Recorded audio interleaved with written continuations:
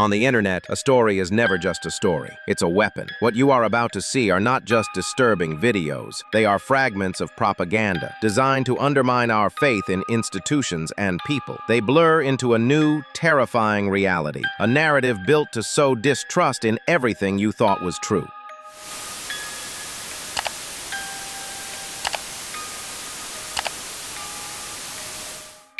I was sealed away by the Vatican for over 500 years.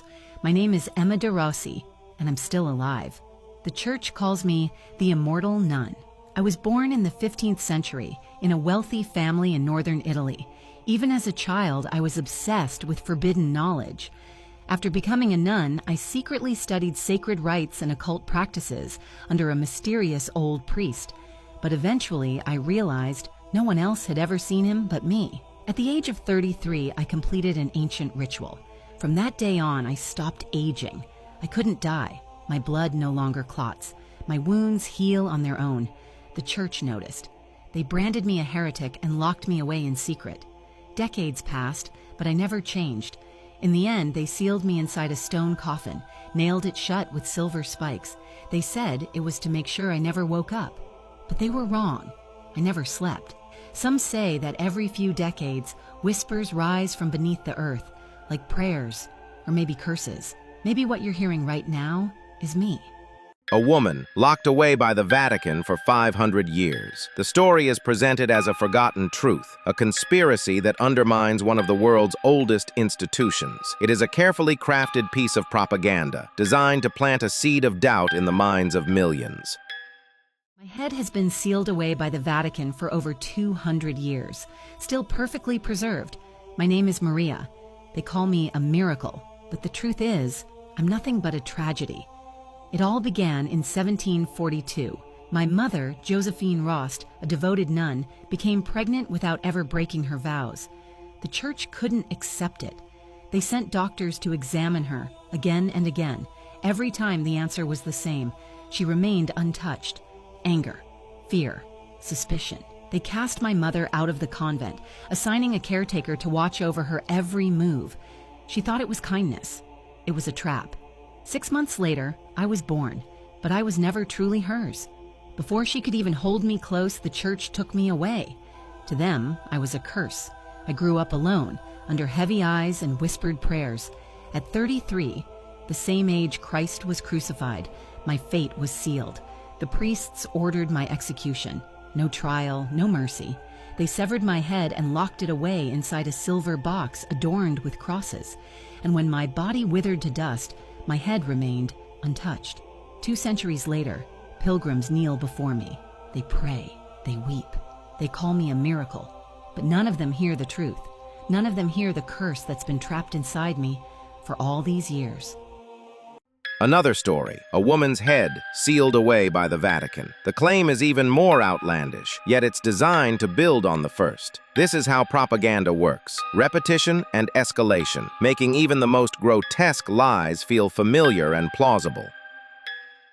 People say my mother and I are pure evil. It was 1972 in the town of Rockville, Illinois. My mother and I lived alone in an abandoned red brick house on the west side of town. My name is Sarah. Her name is Alice Mason, but no one dared say it. Around here, they just called her the witch. Mom always said I was a special child. That meant no school, no playing, no talking. When I was 5, she placed a silver needle under my tongue. I haven't spoken a word since. Once, I stared at a boy outside the window for too long. She punished me severely. Then, that summer, a boy named Ethan moved in. He rode his bike past our fence and smiled at me. I wrote on the ground, with chalk, "Stay away." But he just laughed and said, "You don't seem like a bad person." That night, I waited behind the barn. He showed up, just like he promised. I led him into the basement my mother had always kept locked. The walls were covered in symbols, pinholes, and strange preserved things. I opened my mouth for the first time and said, "Mom's been looking for someone to take my place." Alice and her mother, thought to be witches. This video taps into a historical fear of the unknown, twisting it into a modern-day tale of persecution. It is a reminder that propaganda often preys on ancient prejudices. This is the story of a bizarre event involving the Hudson family, and even today it still sends chills through many people in Detroit. On July 16, 1985, the Hudson family vanished from their suburban home without a sound, as if they had never existed at all. When the police arrived, they found the front door perfectly intact with no signs of forced entry. 3 days later, the neighbors discovered something strange in the Hudson's backyard, a structure that had not been there the night before. When the police arrived, the sight made their blood run cold. It was a cube built from red bricks, standing about 2 meters tall. The most disturbing discovery, however, was inside the house. In the bedroom of 15-year-old Aaron Hudson, officers found a handwritten note that read, "The angles are wrong, but Dad says it will fit." This message threw the investigation into panic. When detectives searched the belongings of the father, John Hudson, they found a terrifying blueprint, and at last they understood the horrifying secret hidden inside the cube. A family gone missing, a strange new structure left behind. The details feel real, a note, the wrong angles. The video presents a modern urban legend, a disturbing piece of lore that suggests a sinister force is at work in the shadows of our reality. If you're enjoying the video, please hit the like button. It's free and it really helps the channel. Every morning at 4 a.m., I leave a bowl of milk and a piece of bread at the cellar door. It's been 40 years now. No one knows why. Not my husband, not my kids. All I know is when I was 27, I heard crying at the cellar door. It wasn't an animal. It didn't sound human either. It was more like a newborn baby. From that night on, I started feeding it. Milk, bread, sometimes soup I made myself. And every time before sunrise, the food would be gone. Not a crumb left. Eventually, it became routine. I got used to it. Maybe even a little attached. I never told anyone about it. Not until a month ago, when my grandson went missing. The last time anyone saw him, he was lying on his stomach at the cellar door, peering down into the dark. That's when I knew it was time to go down. I grabbed a torch and stepped into the cellar, one step at a time. Scratch marks covered the walls. Crude drawings, like a child's doodles, lined the surfaces. And then I saw it. As it stepped toward me, I finally saw its face. It opened its arms and spoke in a raspy, almost familiar voice. "Mom, you finally came." That's when I realized it had been waiting for me all along.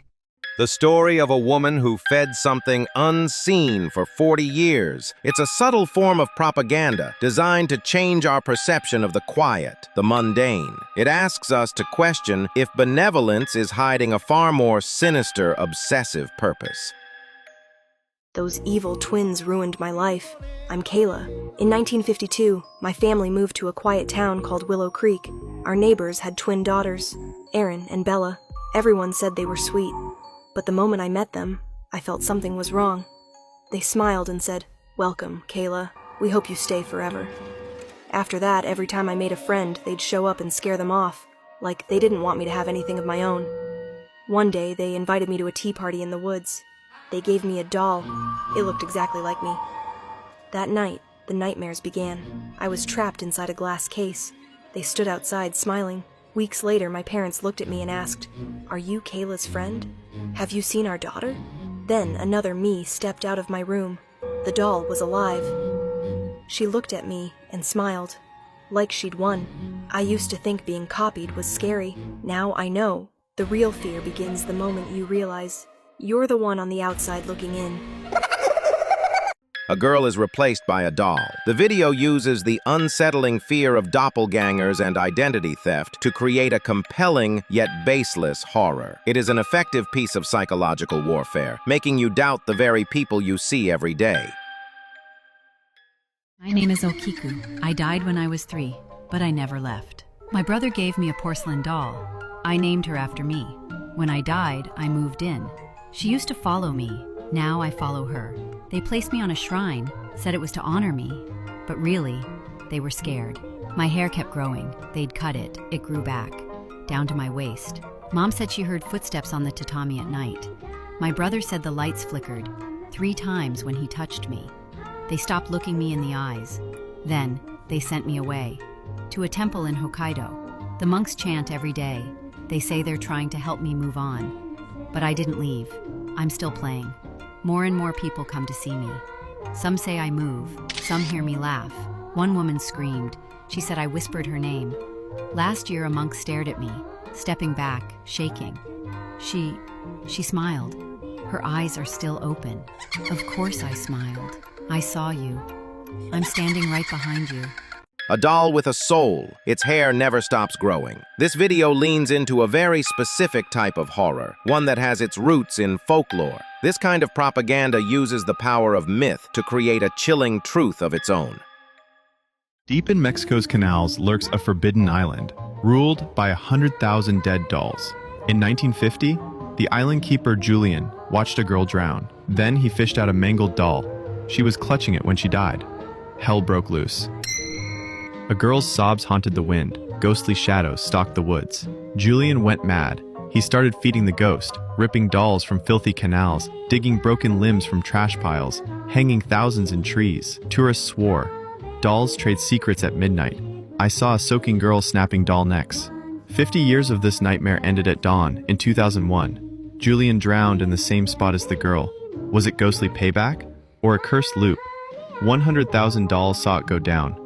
Step foot here, and every cracked glass eye records your face. They don't breathe, but they'll wait forever.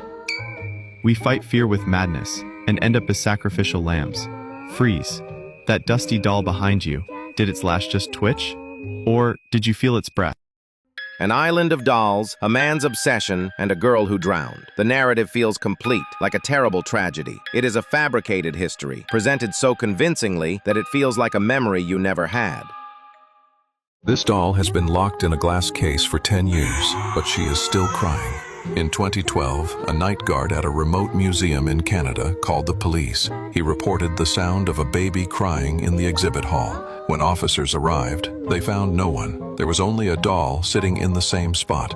Her head was tilted, and one of her eyes was cloudy and white. Her name was Mandy. She had been anonymously donated by an elderly woman 10 years earlier.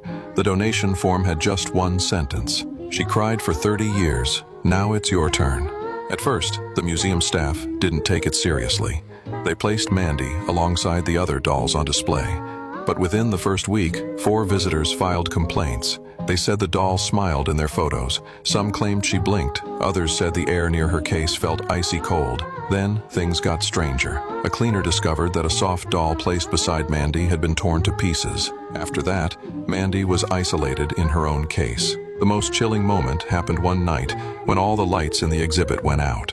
A security guard shone his flashlight across the room. Mandy's head slowly turned to face him, and that cloudy eye of hers seemed to glow faintly in the dark.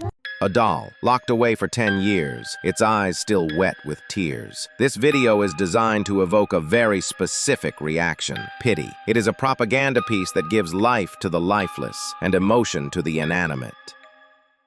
My case was buried by the government. Not even the records exist anymore. But now I've decided to tell my story myself. My name is Rose. I lived with my mom on a remote farm in Illinois. People always said I didn't look human. Tall, thin, disturbingly strange, like something from another world. We used to live in town, but the neighbors would always look at me with that expression: fear, disgust. Eventually, Mom moved us out to the farm, far away from everyone. What she didn't know was that I often snuck out late at night. She grew suspicious, especially after a few times when I came home with blood on my dress. She never asked. She just quietly packed our things and took us even further away. One night, she called a doctor and said I was sick.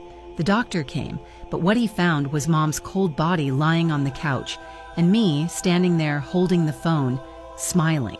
After that, a lot of people in town started getting phone calls from Mom. To avoid the police, I disappeared. I've been living in the forest nearby ever since, still hunting. A woman so broken by a lifetime of teasing who murders her own mother. This video feels like a tragic confession, a story pulled from a diary. It is the most intimate form of propaganda, one that suggests the greatest horrors are often buried truths waiting to be uncovered. This isn't just a new reality, it's a living fiction. A new history is being written in the shadows of the web. And now, if you've seen these videos, you are a part of it. The lines between real and fake are gone. If you've enjoyed this video, please like, comment, and subscribe to the channel. Thank you for watching, and until next time.